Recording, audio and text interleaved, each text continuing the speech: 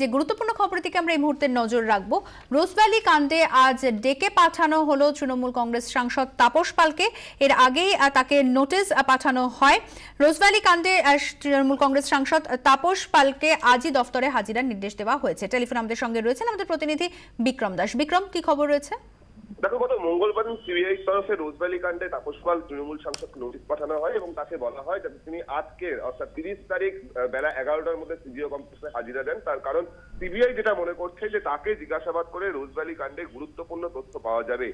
আমরা জানি তাপস পালকে 160 সিআরপিসি ধারা অর্থাৎ একজন সাক্ষী হিসেবে তলব করা হয়েছে এবং সেক্ষেত্রে সিবিআই এর তরফে যেটা বলা হচ্ছে যে তারা তদন্ত করতে গিয়ে দেখতে পাচ্ছেন যে তাপস পালের সঙ্গে রোজভ্যালির আর্থিক লেনদেন হয়েছিল। সেই আর্থিক লেনদেন কি কারণে হয়েছিল, আদৌ এই আর্থিক লেনদেনের পেছনে কোনো চুক্তি ছিল না, যদি সেই চুক্তি থেকে থাকে তাহলে সেই চুক্তি কতটা যথাযথ ছিল সেই বিষয়গুলো ভেরিফাই করার দরকার রয়েছে। এবং আরো গুরুত্বপূর্ণ বিষয় হলো এর আগে কিন্তু যেটা দেখা গিয়েছিল 2015 সালে তাপস পালের বাড়িতে তল্লাশি অভিযান পর্যন্ত চালিয়েছিল সিবিআই রোজভ্যালি কাণ্ডে। সেক্ষেত্রে তাপস পালকে জিজ্ঞাসাবাদ অত্যন্ত গুরুত্বপূর্ণ। এই প্রথম তাকে জিজ্ঞাসাবাদের জন্য তলব করা হয় এবং সেক্ষেত্রে আজকে তাকে তলব করা হয়েছে এবং সিবিআই যেটা মনে করছে যে তাকে একদিকে জিজ্ঞাসাবাদ, অপরদিকে আগামী 3 তারিখ সুদীপ বন্দ্যোপাধ্যায়কে জিজ্ঞাসাবাদ, এই দুই প্রভাবশালী ব্যক্তিকে জিজ্ঞাসাবাদ করে গুরুত্বপূর্ণ তথ্য বেরিয়ে আসবে। সেই কারণেই কিন্তু তাদেরকে তলব করা হয়েছে। কারণ সিবিআই যে তদন্ত করছে রোজভ্যালি কাণ্ডে তা হলো বৃহত্তর ষড়যন্ত্র কোথায় আছে, রোজভ্যালি কাণ্ডে প্রভাবশালীদের যোগ কোথায় রয়েছে। সেক্ষেত্রে যেহেতু এই তাপস পালের নাম উঠে এসেছে, তিনি একজন প্রভাবশালী ব্যক্তি, তিনি একজন বিশিষ্ট অভিনেতা,